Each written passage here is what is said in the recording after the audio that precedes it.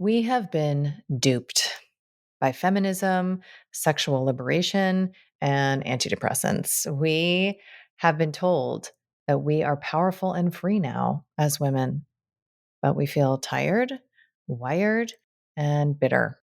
We're mostly eating right, exercising and meditating, wrangling to do lists, and arranging playdates. And yet there's a haunting hollowness beneath the huge complaints. What if I told you that there is a huge storehouse, a reservoir of energy inside of you that has not been tapped, that you could feel light and pulsing, excited and alive in ways that a wellness lifestyle cannot deliver, that you could trust yourself, that the world could feel safe, and that unexpected and expected delights could start to illuminate your path. No coach, therapist, doctor, or guru required. Just you learning to get real, present, and attentive with you. I feel like I'm here to matchmake your inner parts for the greatest love affair ever written. I want to help you learn first where you're buying eggs from the hardware store, which is the source of all pain. I want to help you master entering through the upset, which is the only spiritual practice you'll ever need, and to get real comfortable putting on your villain crown, which is, in my opinion, the key to true power.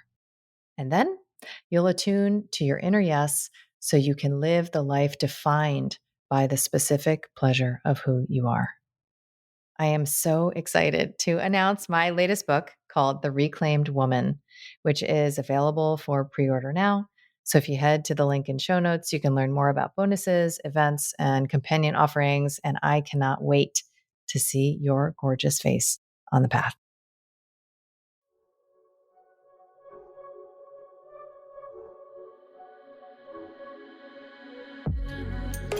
I'm Dr. Kelly Brogan. You may know me as a New York Times bestselling author of a book with an exploding pill on the cover, renegade psychiatrist, pole dancer, or honorary member of the Disinformation Dozen. What can I say? I'm a born provocateur. I've spent most of my recent life exposing deceptions, connecting dots, and discovering the secret places my inner victim is still waiting to be liberated. And now I feel called to help you reclaim all of your parts, your health, your sexuality, your power, and your expression, so that you can finally truly own yourself. I want to ignite in you that inner knowing and the pulsing vitality that lives beneath your disempowerment, disconnection, and resentment, so that you can audaciously, courageously, and playfully alchemize your struggle into the specific pleasure of who you are. This is Reclamation Radio, a Soulfire production. The following is a live stream recording that I shared about my Calm Body, Clear Mind workshop, where I consolidate simple lifestyle hacks that allow you to taste what it is to reclaim your power of choice and change your story. You can learn more at kellybroganmd.com/calm-body and at the link in show notes. I have described the most important relationship that you will ever have as being the one that you have with your body. It's not just like your body that you can touch. I think it's the experience of having chosen, if you believe this, to incarnate, literally the whole mysterious experience that we opted in for of being in a body and what that entails. And it entails experiences that can look like what we call symptoms and look like unexpected potential adversity. That I'm going to talk about how it is that we're set up to be at war with the body and what it is to heal this relationship. It's the same thing as it is to heal every other relationship in your life, including with the government, including with your husband, including with your annoying cat, whatever. It's the same thing. It's moving from a consciousness of fear and control into one of trust and curiosity. And there are ways that we can begin to expand into it's holofractal, right? So as one relationship is, so others will be, right? So you can expand the field of your trust and curiosity-based relationships so much more easily when you have this foundation. I actually think in the reclamation of your relationship to your body, to the experience of symptoms, to the experience of what you're calling health, right? So health is not just not being dead. Health is not just the absence of disease and illness. Health is, for many of us in this more holistic space, it's a process of self discovery.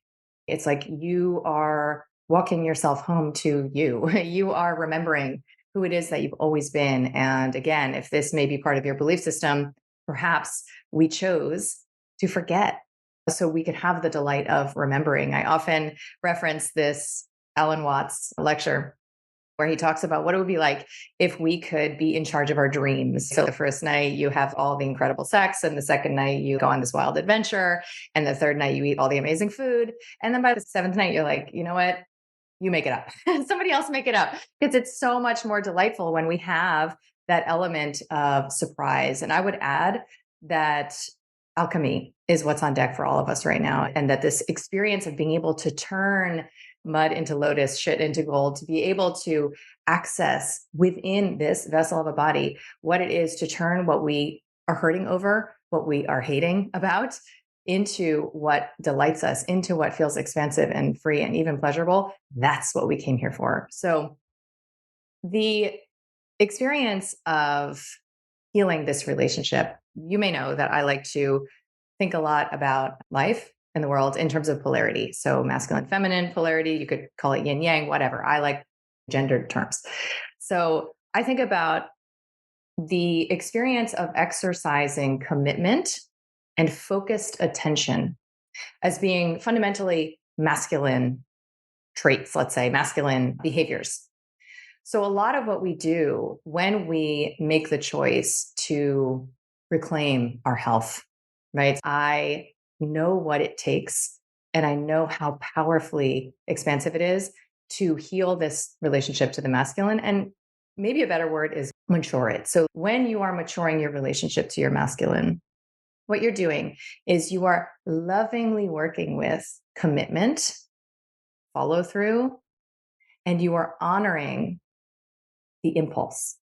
The more we do that in every dimension of our life, and we've been taught, and I'll talk about why, not to do that.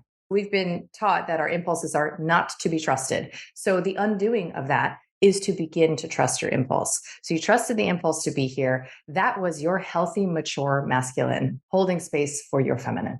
You engage in these kinds of lifestyle commitments. And most importantly, because the greatest gift of the masculine in all of us is attention, where we put our attention. That's the masculine power. So when you focus, you're choosing, right, to focus your attention somewhere. You're honoring the impulse that said, look at me, look over here, pay attention here.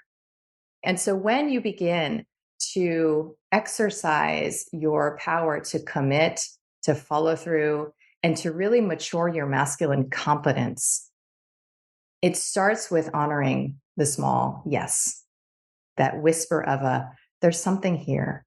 And most of the folks that you can see on our outcomes page, they knew long before they actually engaged in health reclamation, they knew already what they had to do, right? They knew that there was a big step, and then it was just waiting for the readiness, this very ephemeral force, which is the readiness. And I often say that you're ready when moving in the direction of change feels like relief, that the relief feels more powerful than any sort of fear associated with the movement towards the unknown.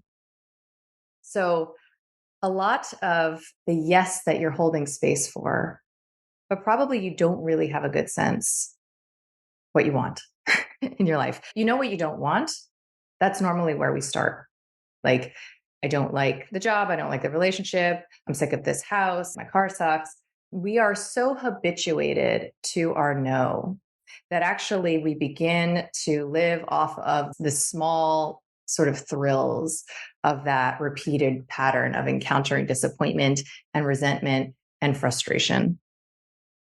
So we don't ever really get to explore our yes because we haven't created that safe container, that safe space to honor that little yes that is beneath all of that big pile of no. And this, I think, actually stems from some pretty cardinal dynamics for all of us. There is a psychiatrist I often reference, Alexander Lowen, who wrote a book called Fear of Life. And I do think that's what we're dealing with. That we think we're afraid of death, and actually we're afraid of life. We're afraid of living.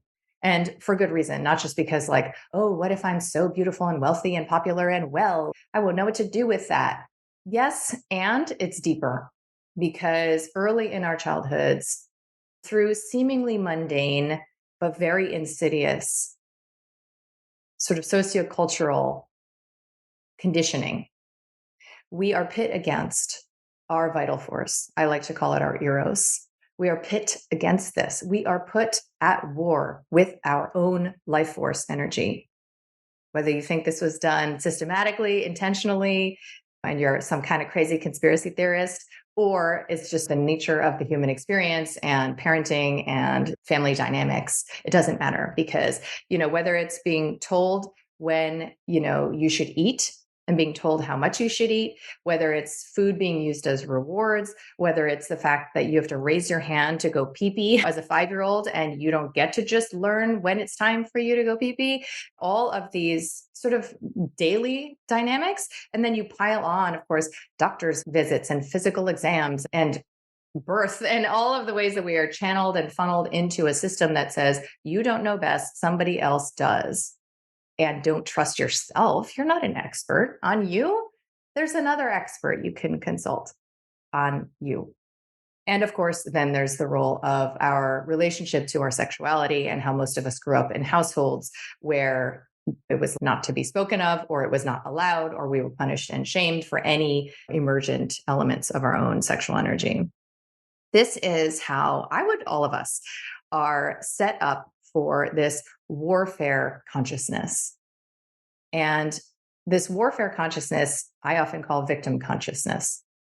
And victim consciousness has a lot of hallmarks. The languaging of victim consciousness is the easiest way to spot it because can be like a whispering in your own mind, or it's the way you speak to your friends or talk to others. I sometimes call it commiseration connection. It's this habit of complaining.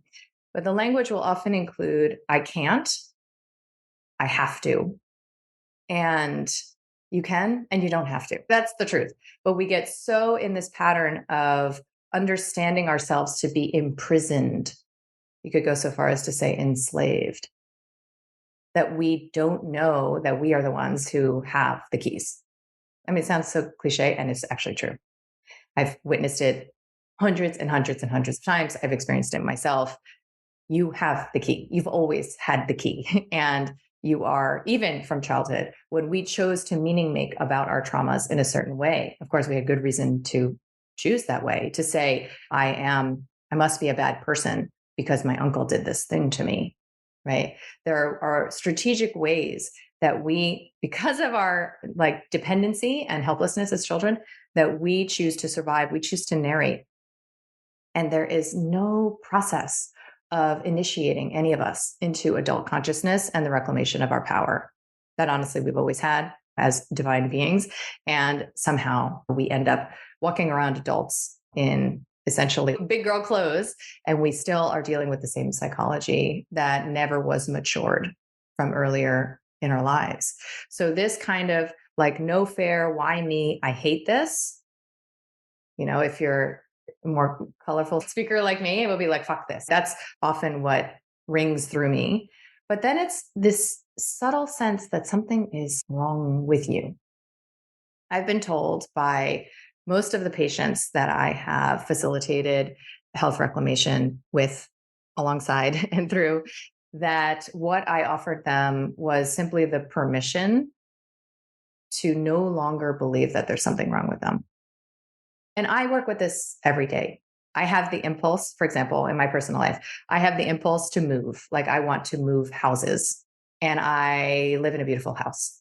And I left my best girlfriend a message last night, and I said, I'm really feeling the part of me that thinks that something is wrong with me. What is wrong with me that I would choose to move out of this house? Everything is okay. My animals are happy. I have what I need.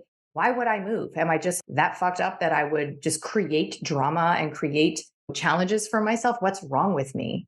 And so I can still, to this day, 14 or so years after initiating myself through my own protocol and resolving my autoimmune condition, I can still to this day meet that part of me that feels like, wow, I'm really damaged beyond repair. And honestly, the only difference is that now it's just a part of me. It's not the mantra of my life. It's not the narrative that I am living through and with. And I do think that when I look over the course of I like to call it a becoming, because awakening is very precious and self important, I feel like. And individuation process is a little psychological. So I like to think of myself as becoming. It's not I'm necessarily becoming better. And that's a very tricky trap to fall into. So I'm just becoming over these years. I'm just becoming. And if you watch the videos in the Calm Body workshop, you can see that it's me, but also so different. It's so different. And when I think about what is different, the chief defining feature of that shift is anxiety. It's the discomfort of being. 15 years ago, I was so uncomfortable being in my skin all the time. And whether I was dealing with illness or symptoms or just making my way to a meeting, I was anxious. I was afraid. It's like you're sweating and the mask might slip off any moment. So there's all these vigilant but unconscious defenses and all these things that we do that end up hurting ourselves and other people because we don't know that we have a choice. And I often say you don't actually have a choice until you know that you do. And over these years, I have actually engaged in a practice of laughing at my ridiculousness and meeting new aspects of my shameful self and being able to be like, yeah, wow, cool. That's there now too. You know what? I did this really shitty thing the other day and I want to apologize for it. This kind of experience of just, I'm here. I'm here. I'm just here for an experience coming into this body. I have all of these aspects of myself. They're all here, the good and the bad. It's all here. What are you about? So part of what is reclaimed as that experience of existential anxiety begins to transform over this process. The ritual initiation to this journey was and is, and I am a passionate believer that it is the lifestyle reclamation. So when I said you don't have a choice until you know that you do, the way that you do, in my very biased experience, is that you engage in something like Vital Mind Reset or a similar protocol where you enter into a field of personal responsibility, where victim consciousness cannot go unnoticed by you or anyone else in the community. And you begin to exercise, mature, and really devote that masculine energy of attention, follow through, and commitment so that you can begin to grow the container for this becoming, for your expression. And then you forevermore, I have a choice. I have a choice about what to eat for breakfast. I have a choice about what kind of water to drink. I have a choice about what time to go to bed. I have a choice about how I'm going to interact with the objective toxicity that we have generated as humans on this plane. I have a choice about the first thing that I do in the morning. And I have a choice about what story I'm going to tell about my life. I have a choice about how I'm going to speak. And then you have choices about how you're going to interact with the space that you're walking. The choices just, it's like an accordion. They just open up.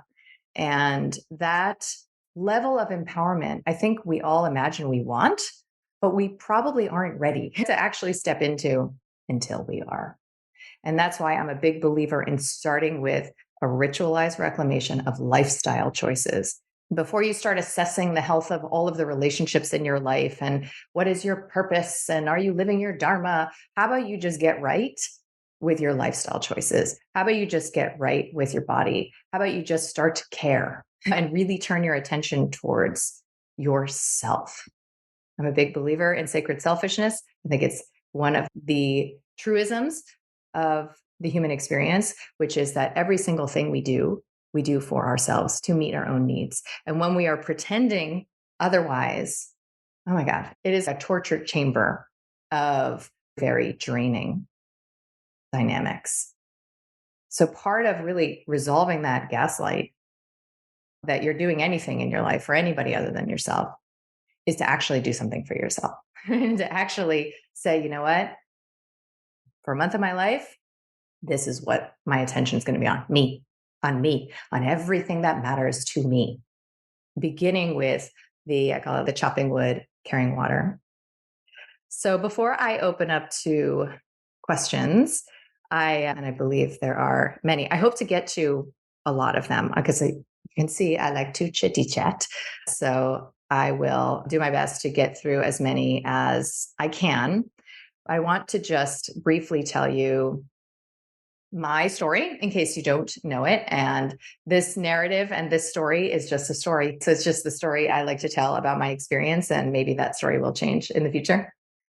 But you may know that I am totally conventionally trained. So I come from, my mom is Italian and I am second generation. And anyone who has immigrant parents knows that there is a lot of power that is vested in the system. So I basically had to get straight A's and I had to go to a good school and I had to get a lucrative job, not an artsy job, a real job like a lawyer or a doctor, whatever. So I studied at MIT, as you do, and I worked a suicide hotline there. Like fate would have it. I don't know why I chose to do that. Who does that in their spare time? But I did. And I probably like the thrill of it, I guess. And so I worked the suicide hotline and I was supervised by psychiatrists. And that was the first time that I encountered the intensity of my discomfort with human suffering, like how much I needed human suffering to go away. And so I saw, okay, wow, psychiatry has this figured out. They've cracked the code, they have the solutions. And all you need to do is connect these people who are really struggling with psychiatrists, and then everyone feels better. So I actually went on to become a psychiatrist for that reason, because I felt more in control. I felt less in contact with my own discomfort, my discomfort about other people's discomfort. And it worked out well for a while, I would say. It wasn't until I was specializing at the fellowship level in prescribing all manner of psychiatric medications to pregnant and breastfeeding women. That was actually my specialty. I was one of the first 300 in the world to specialize in reproductive psychiatry, which became necessary as a specialization in psychiatry because 1 in 4 women of reproductive age at the time, I imagine it may even be more now, were entering pregnancy on an antidepressant or a sleep med or an anti-anxiety med or a mood stabilizer, these terms and titles. And when I was specializing, I actually was pregnant with my first. And I remember having this feeling as I was writing a prescription to a pregnant woman that I would never take this medication. And here I am sitting there telling her about the 25,000 cases in the literature and how there's not really a signal of teratogenicity and it's relatively safe and your depression is so much more dangerous. So it's probably a great idea to just continue your medication. Everything's going to be fine. And I'm thinking, I would never take this. I don't care what you say. That is called cognitive dissonance. So when something in your lived experience does not fit with the held beliefs that are pre-existing. So you have a lot of choices. At that point, I suppressed. That was the choice that I made. I suppressed that awareness. And it didn't come back into my field until 10 months postpartum when I was diagnosed with an autoimmune condition I'm sure many of you are familiar with called Hashimoto's thyroiditis. And I was diagnosed with Hashimoto's with some run-of-the-mill symptoms, like a lot of forgetfulness. I had really swung with my weight. I lost a ton of weight really quickly, and I thought that was great. And then I was like having edema, puffiness, having hair loss. And the diagnosis was rendered on a routine physical. So I don't even know, because it's all like mom stuff, new mom stuff, like, oh, everything's fine. It's new mom stuff. So it was a routine physical. I was diagnosed. And I decided that the last thing I wanted to do was walk my little prescription over to CVS once a month for the rest of my life. I was not interested in that life. So it was honestly some degree of laziness. You could say it was some fated experience, who knows? And I went to a naturopath. I changed my diet in many of the ways that I now have protocolized in Vital Mind Reset. And It was less than a year that I watched in black and white on paper the resolution and remission of my diagnosis. And moreover, I felt like a completely different person.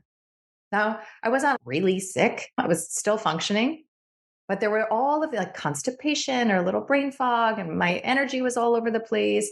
And I was just a chronically wound up person. And I began to shift in the space of that first year. And that was the beginning of the rest of my life. And that's why when you take the wheel and you do so in a field of belief that says, this is for me, I want this. And you can almost taste what's on the other side, which for me was freedom from this system that ironically I was a part of course. I wanted to free myself from it. I didn't know that at the time. Then the rest of your journey begins. So it was from that point that I went through the big no phase. So I'm a big believer that no comes first, then yes. So the big no phase was like a no to all of my training, a no to all pharmaceuticals, like a no to the whole system. I wrote a book with an exploding pill on the cover. And it was many years of really sounding the alarm on what it is that we aren't told about conventional medications and the allopathic approach to chronic illness specifically. And from that place, I began to make contact with my yes. And actually, the pivot, the switch point of that was actually when my mentor, Dr. Nicholas Gonzalez, who has anointed the protocol, and actually it's his detoxification approach, his approach to coffee enemas that is housed in Vital Mind Reset only. It's not in my books, it's not anywhere else. And that is to honor his legacy. When he died in 2015, I went through yet another dark night of the soul. And I decided I'm going to transition my career into one that feels good. And at the time, I had been mostly focused on fighting against the system. My practice was built on medication tapers, helping women to come off of medication. And I wanted to feel better every day. And so I decided to start celebrating outcomes. And that's when I started to publish case reports, case series, did a randomized controlled trial of Vital Mind Reset. And I made a sport, made a game out of dogma defying outcomes.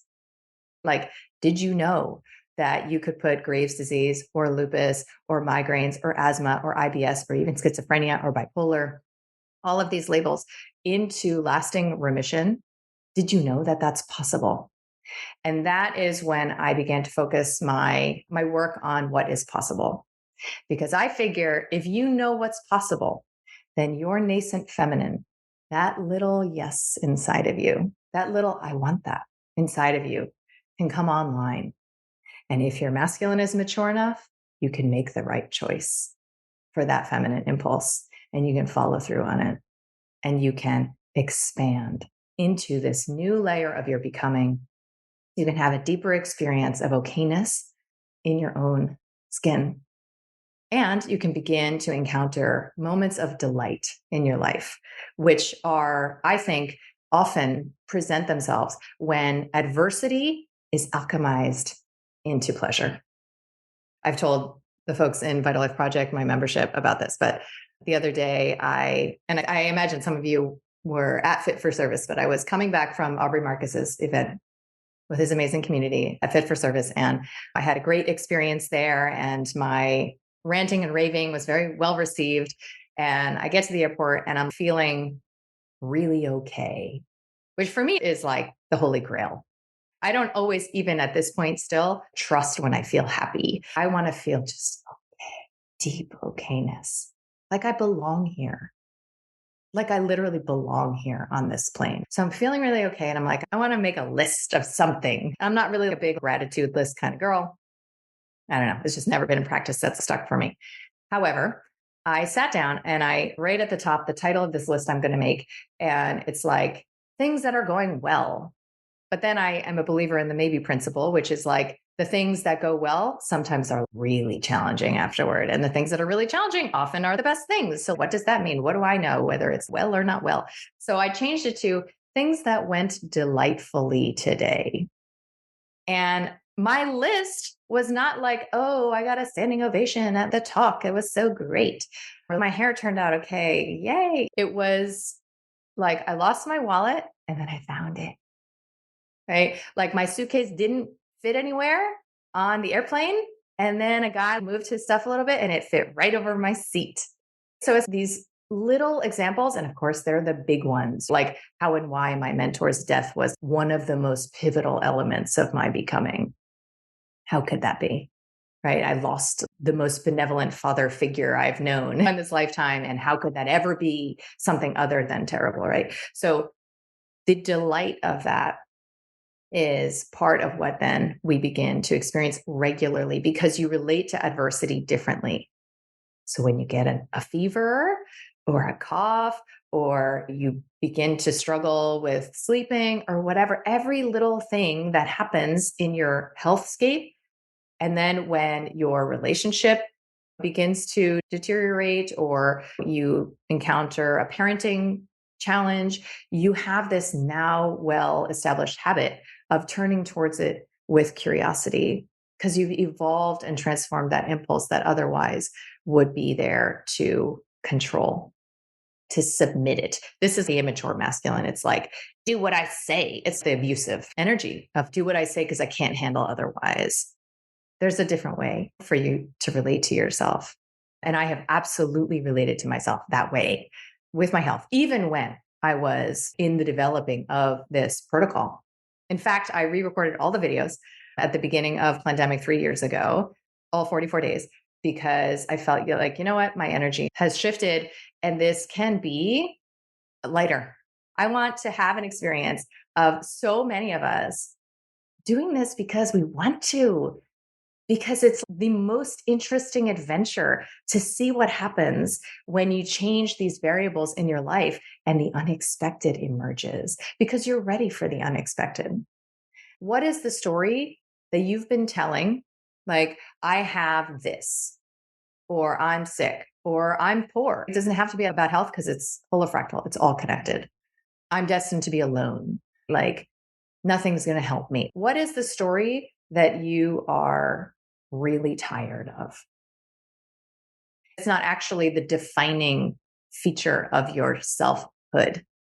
It's a story. And I am living proof that you can change that story. And actually, it becomes fun to change the story over time. But the first big story you change is scary as hell. And that's why I believe this should only happen in like minded community with people who share this commitment to resolving and transforming victim consciousness. So we're not going to coddle you. We're not going to do that. We're not going to like, oh, so sorry, you. This is about, I see you and let's see where else we can go together because really only you know, what is the next step to take. And that impulse is what we're here to begin to strengthen a relationship to. So, with that, I would love to open to questions. Is VMR possible when going through antidepressant withdrawal? Okay, so I'm just going to give a nutshell about the whole medication thing because that is so. Remember, this is the protocol that I used to resolve. I mean, now it's literally been over a decade. I have never taken thyroid hormone since, and I did when I was first diagnosed. So this is what I used to resolve my, now I'll say so-called because I have all sorts of queries into what autoimmune illness even is. However, to resolve my autoimmune condition, it is the same protocol that I then took into my private practice because I had dedicated my practice to helping women come off of meds. And it was a nightmare, a nightmare. And then when I said, well, I see what these changes did for me. So let me see if it makes their tapers easier. So now, and this is all in the program, so you don't have to remember any of this, but just so you've heard it. If you are thinking about coming off, actually any medication, but if you're thinking the hardest ones to come off of are the psychiatric ones. So if you're thinking about coming off a medication, you do not touch it. You don't come off it before or during the protocol. You do the protocol first. So it's like setting up the room for the experience. That's what happens first. If you have already begun a taper, and it's challenging, or let's say it's even going all right, those of us who have come off of medications know that it's the months after the last dose that can be the most challenging. So you will definitely still benefit from introducing VMR mid taper. You just wouldn't taper during that month, which honestly, that's a fine pace anyway. It's similar with panic attacks, is similar, right? The anxiety about the anxiety can also become like, it almost takes on a life of its own and becomes this meta compounded challenge, right? You're trapped between this intervention that on some level, is not a destination, right? It's either the benefits, so called, are not going to be sustainable, probably. And that's what the literature suggests, or it's just going to not feel good over time to be using this intervention. So you're trapped between that and the fact that you hate, I'll just use that word for dramatic flair. Mm-hmm. What's happening to you, right? This anxiety, the insomnia, this feeling of, as I was saying, maybe I could summarize, discomfort in your own skin. Yeah. I bet come 9 p.m., you're like, could I trade with somebody else, please? Like, could I be in another self?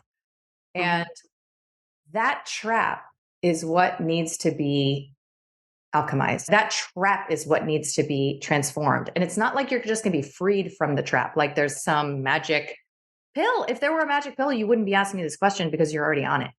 Mm-hmm. Right? Unfortunately, or fortunately, there's not. And that's because we want to, I believe, we want to go on this journey of discovering what was the message of this insomnia? What is it really about? Is it something with my blood sugar? Right? Which would suggest that it's just a simple tweak to my diet, a simple but regimented and consistent tweak to my diet is going to resolve that. And then my body's going to say thank you and I'm going to sleep like a baby. Right? Or is it something in the pattern of my stimulus and stress over the course of the day? Is it something in my routine? Is it that I'm not capturing this magical 9 p.m.? If you're in the workshop, I'm very passionate about 9 p.m. bedtime, at least for a period of time. I've been doing it since 2015, but at least for a period of time in your life, just so you see. So we're learning the dialect of our symptoms. You have to learn what you're trying to tell you, because your symptoms are you telling you about you. And what we are conditioned to believe is this horrible thing is happening. It has to stop for me to be okay. I totally get that. I get it. And that's why my answer to probably all these questions is going to be vital mind reset. Just do it, literally, because the conditions that you must control in order to send that signal of safety to your nervous system so that all these little kinks and no's in your body, meaning your body is saying, no, this is not working, they start to relax. And then you can start to explore. I don't know if you drink coffee or whatever, then you can reintroduce something. And oh, wow, there's that anxiety. Whoa, it's back. Okay, now I know it's that thing. Right. So this is a classic elimination diet sort of thing. And it's a really effective way to begin to decode a language. Even though it's you telling you about you, it's still a language. And from that place, you will have reconnected with yourself. So your first response to yourself is not, this sucks. I don't like this. Go away. Stop. Because that's how you're talking to yourself. And that's how we all do. That's how we all talk to ourselves when we are experiencing symptoms.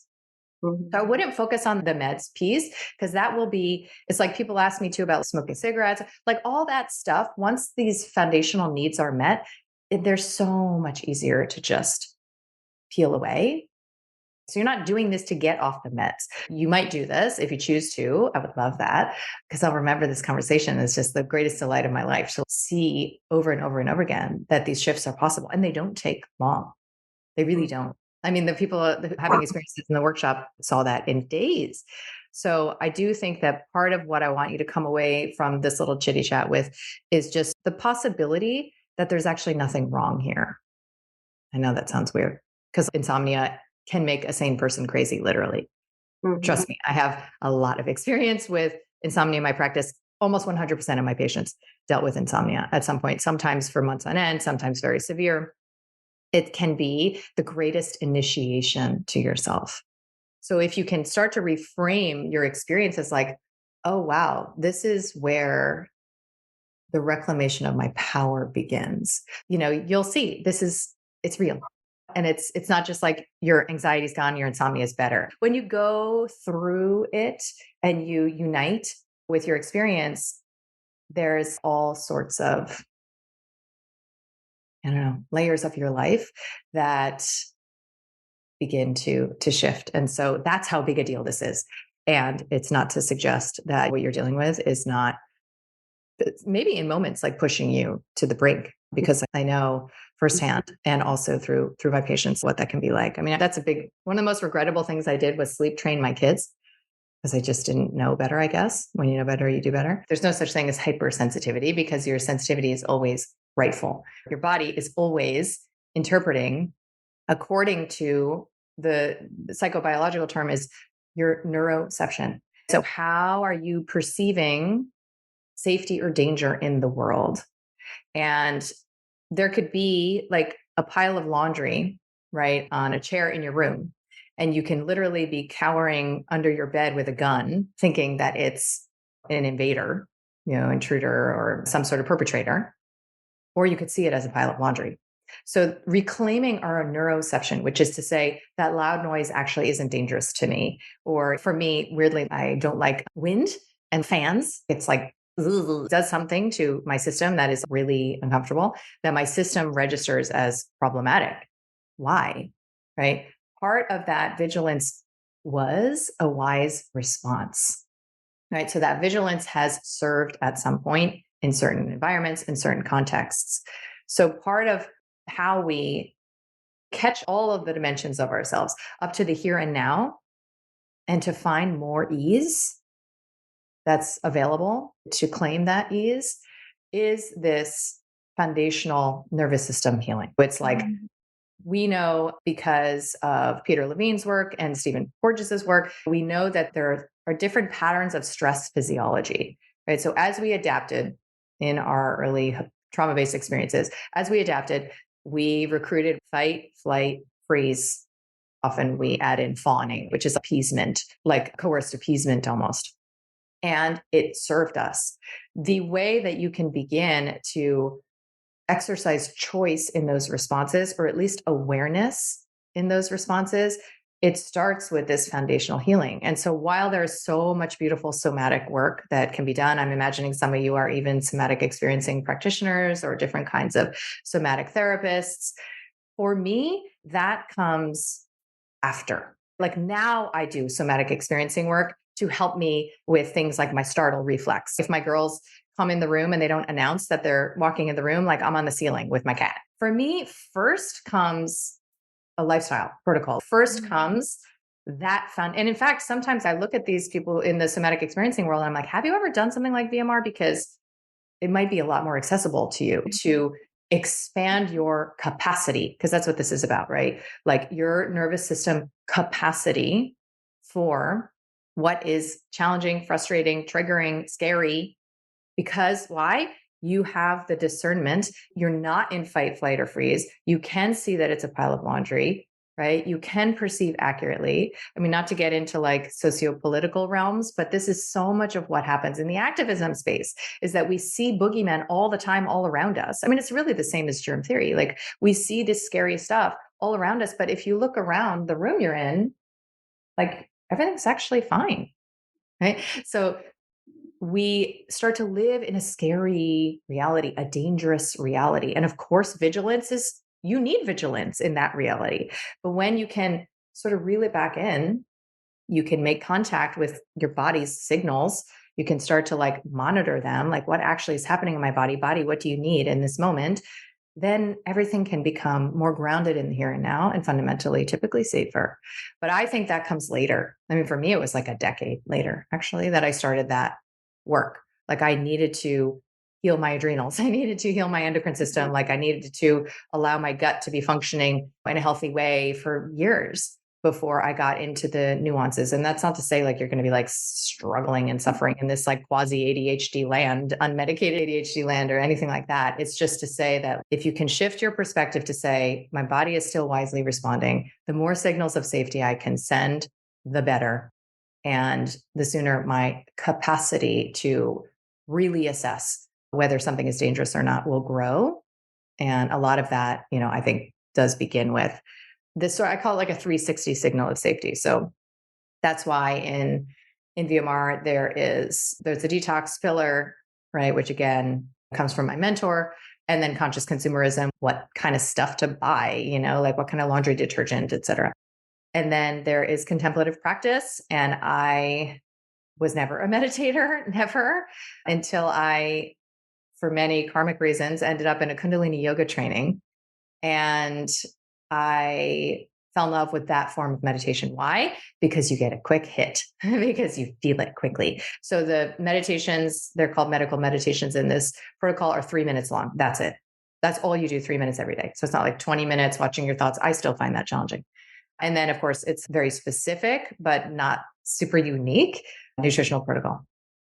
And the combination of those three things, plus a field, a community of people who are no longer investing energy, prana, lush, into their victim stories, which even in spiritual communities, I'm sure you've seen this. Like there is a lot of, when it comes to health and the body, there's a lot of like, oh, that's tough. Like, I guess you need to do that medication thing, doctor thing, emergency thing, right? So, and I get it. Like I happen to be a doctor, so I have an advantage, right? Like I have a stronger, I guess, like capacity to not freak out in the face of these things.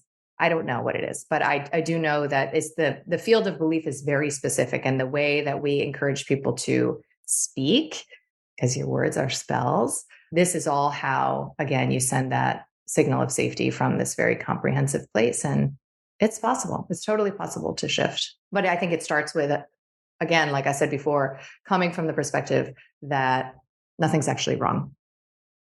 Nothing's actually wrong. So thank you. Thank you.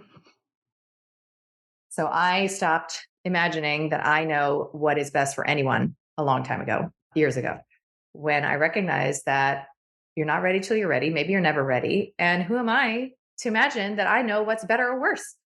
All that I know for myself is that when I have this split, I call it the source of cognitive dissonance, when I have this split inside me, whether it's about eating a certain way, taking meds, being in a relationship that is fundamentally unhealthy for me, whatever it is, when I have a big one for me, I always talk about that I'm still working with is ordering from Amazon, right? Like I order from Amazon, part of me feels entitled and wants to do that. And then another part of me is like, wow, you are participating very actively in like a really problematic field of energy, right? So there's a split inside of me. All of these little incoherent places are going to be sources of suffering. And it's energetic too, right? Because the more of these we have, the more shame we hold. And shame, it's like bad breath or something. Like people perceive it, they feel it, and it's so draining. It's the most costly emotional resonance, I think, of all. So if you would like to live your life without medication and you're curious about that adventure, but then you're saying, wow, I think it's going to be too hard, better stay on them. That split is a costly split.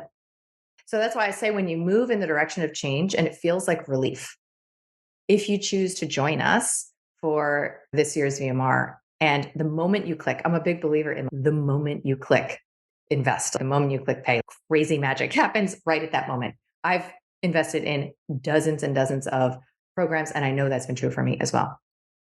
When you walk in the direction of that choice and you click that button and you feel, okay, I'm doing it, amazing stuff is coming. But if you were to get around that button and you click it and you're like, oh God, now I have to do this, but it's not the energy, right? So you'll know if you play out the what if, the positive what if. We're so attuned to the negative what ifs, but you play out the positive what if and you're like, what if coming off of meds is the beginning of the most amazing adventure in my life? What if coming off of meds is how I make contact with what the hell I'm here to do for my life?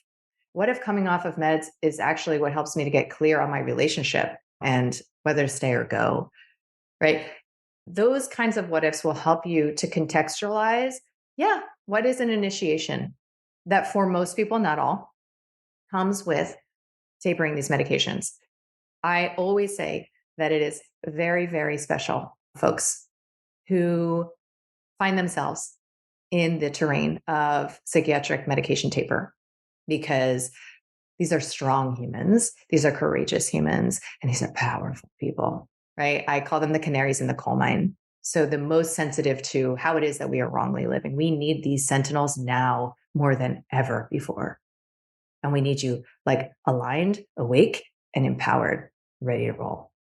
So I'm really passionate, about supporting people who feel this call. However, it is not for everyone, and that is totally fine.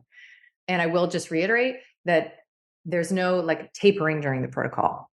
The protocol is meant to set the foundation for your most successful process. There's not actually tapering during the protocol. Not to get into the whole psychodynamic lecture about the individuation process. However, there is this journey home to ourselves, right? And we don't know that that's even what we are set up to do until we begin to have this sort of like rattling in the cage. I don't know what's happening. I feel like maturationally, my like 14-year-old has more maturity than most of my 45-year-old friends. I don't know what's going on. But in my generation, it's like in your 30s, 40s, where this process, where you're presented an invitation to walk into this space of your becoming. And it necessarily involves understanding how it is that you have been projecting aspects of your mother and father all over the world, which is to say that you've been experiencing authority outside of yourself in the flavors of your mom and dad. And you have been experiencing yourself as helpless and dependent, and particularly dependent on approval so that you can source love and security from these people. The resolution of that is to begin to understand that you have choices. I'm always just going to come back to the same mantra. So, the way I resolve my victim consciousness in my health is to understand I have personal responsibility and choices. The way I resolve my victim consciousness in my romantic partnership is to understand that I have personal responsibility and choices. There is a point you can get to, and maybe you can get there quickly, where it's like, you know what? I'm going to honor this impulse. I'm going to be, right, like in polarity with myself. I am going to be my own good husband. I'm going to be that strong energy that says, baby, I got you. What are we doing? And you're going to say, if you want to do this, we're going to do it. And you're literally going to take your focus off of everyone and everything else and put it on you. That's part of why this program is not free, because the investment is necessary to vectorize your attention. You're doing this thing, you're putting your attention on yourself. So it's not as relevant what everybody else thinks.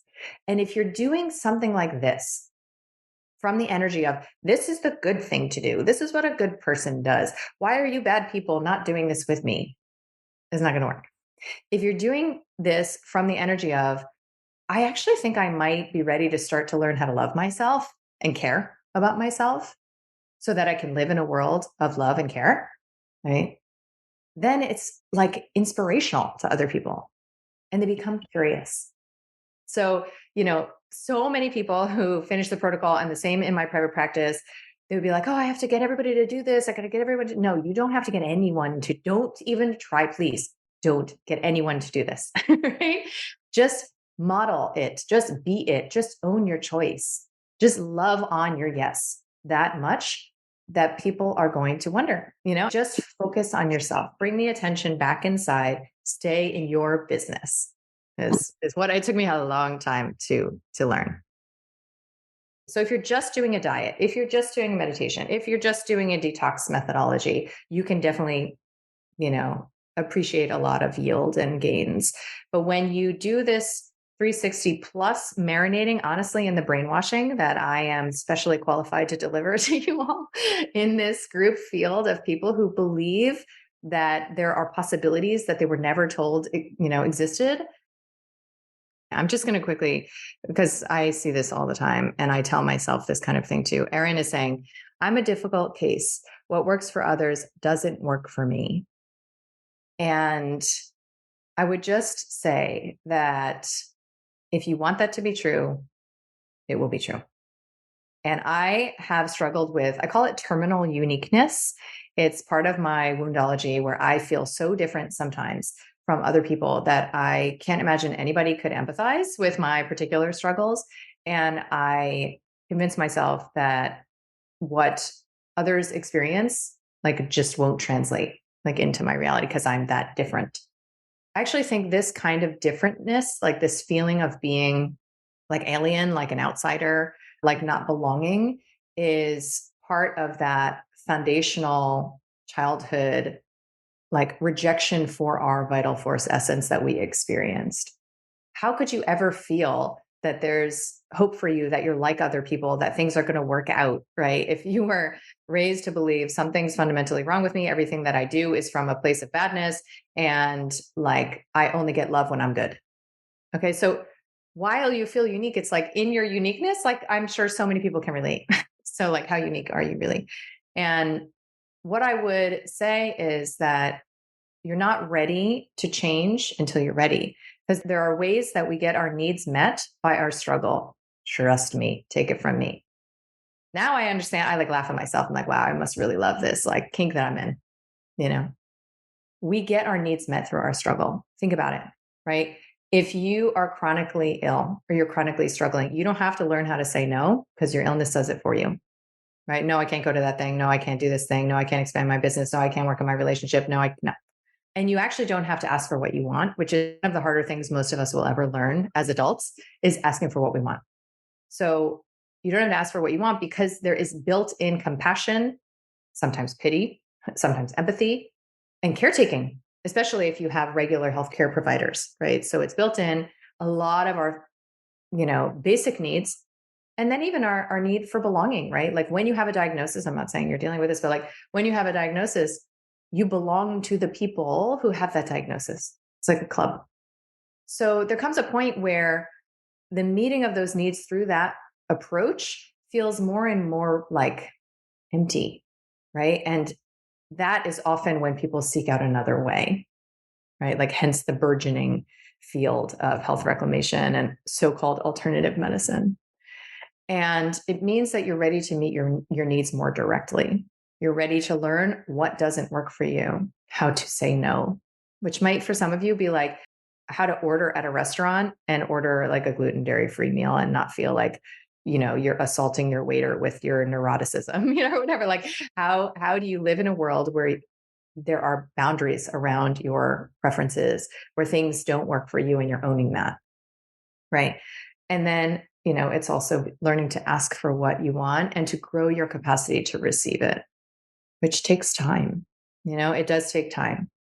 And I don't know, I don't know if this protocol is going to quote unquote work for you, because I don't even know what working for you means. Only you know, and only you would have a way of knowing. I just know that if you feel that little yes, honoring that little yes is the beginning of the new story. It's the beginning of the maturation of your inner polarities. It's like, the king showing up to put the seat out for the queen, but like all inside of yourself. And if you don't honor that impulse, right? So there are myriad ways that I have had impulses in my life that I told myself were stupid or embarrassing or like not what a professional does. So many ways. And then there comes a point where you decide to honor it.